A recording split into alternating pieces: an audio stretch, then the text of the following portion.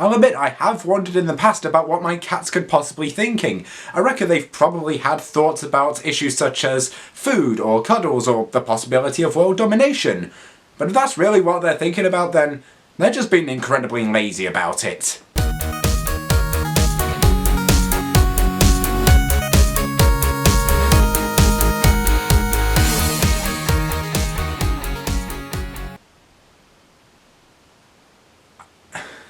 I've got nothing. I really have nothing. Roll the clip. So, what you doing in there? Wait a minute. I'm a cat!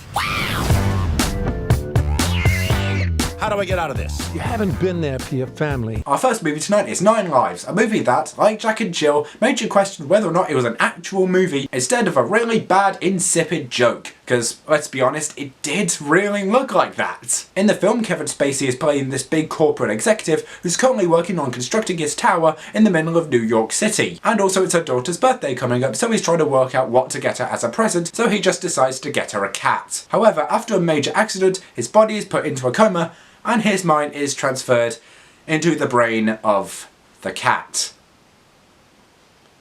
That's the kind of film we're dealing with here, folks. Be afraid. Be very afraid. Other than it sounding like a very stupid idea, the plot itself sounds like it was stolen right out of that South Park skit where Rob Schneider did a movie where he became a carrot. Rob Schneider is a Wall Street executive with everything going for him. Only problem is, he's about to become a carrot. I'm a carrot!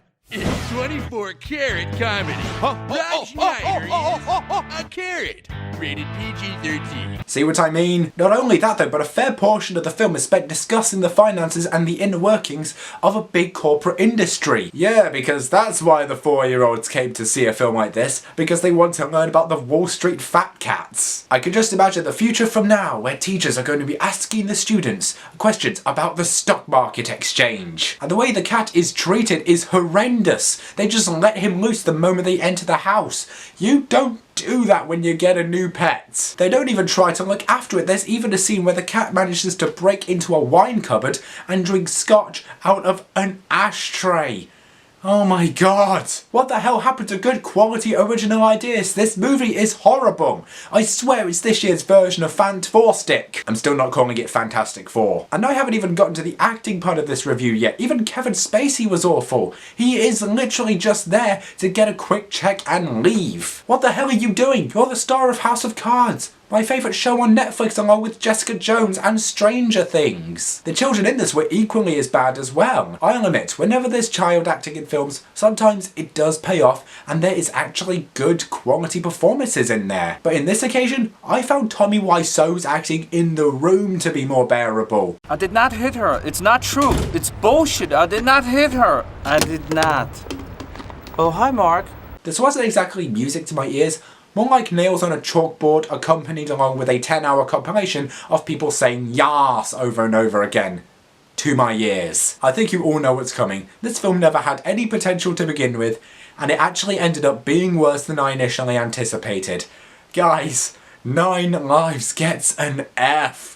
Oh my god, how do you make a movie so bad? I never thought we'd live to see the day where we get another, more modern, updated version of Jack and Jill and Battlefield Earth. But here we are. Well, hey, look, at least it can't get any worse than this. Right, look, let's just see what else is on tonight. Right, let's see what else I'm reviewing.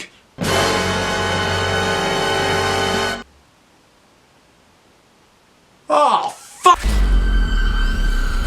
This is your emergency broadcast system announcing the commencement of the annual Purge.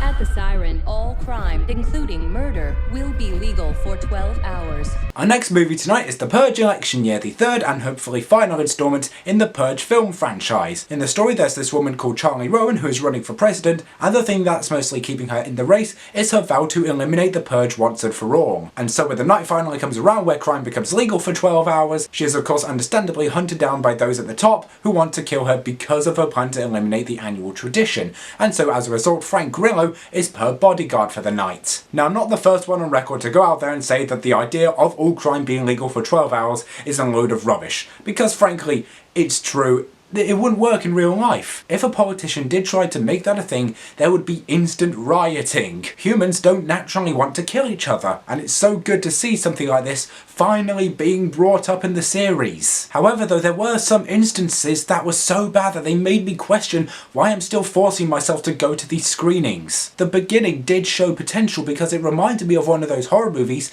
that stands out from all the other jump scare infested pieces of shit by actually entertaining you by building up the suspense and the drama. The Purge election year did feel like that at first, and it should have stayed that way. Now, I do like the idea of the franchise broadening its horizons a lot more to include the political storyline, but one thing that helped to contribute in ruining it for me was the acting, especially from the guy who's supposed to be playing the main villain. He's this minister who wants to keep the annual tradition alive, but he is so unintentionally hilarious. Think of the Westboro Baptist Church if it all just molded together to form a single disgusting human being, then had way too many Red Bulls and decided to do an impression of Jack from The Shining. That's him. I'm not insane, I just want to keep legislation that doesn't actually fight crime whatsoever and merely just exist to fuel my sadistic fantasies to kill poor people while still only benefiting my rich corporate bastard friends. Wait a minute.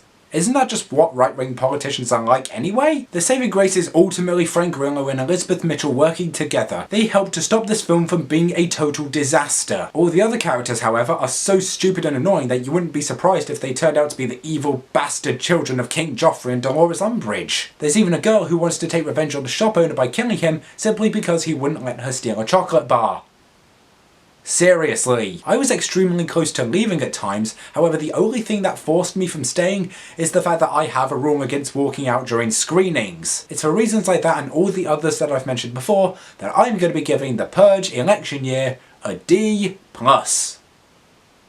Given that found footage is starting to die off, I reckon it's going to be these kinds of films that are going to start to replace this shitstorm. I'm talking about those with plots that do sound very original at first, but when you get down to it, you begin to realise that these ideas are actually quite stupid. Guys, thank you so much for watching this review. Let me know in the comment section below what your thoughts on 9 Lives in the Purge election year were, though I get the feeling we're going to have the same views on those films. And other than that, I've been Tartarus Pictures, and I will see you later. Good night.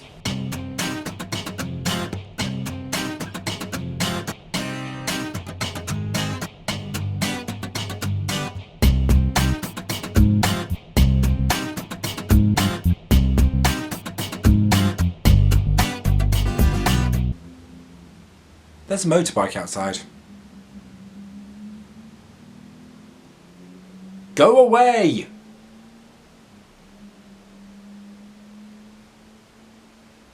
Are you gone?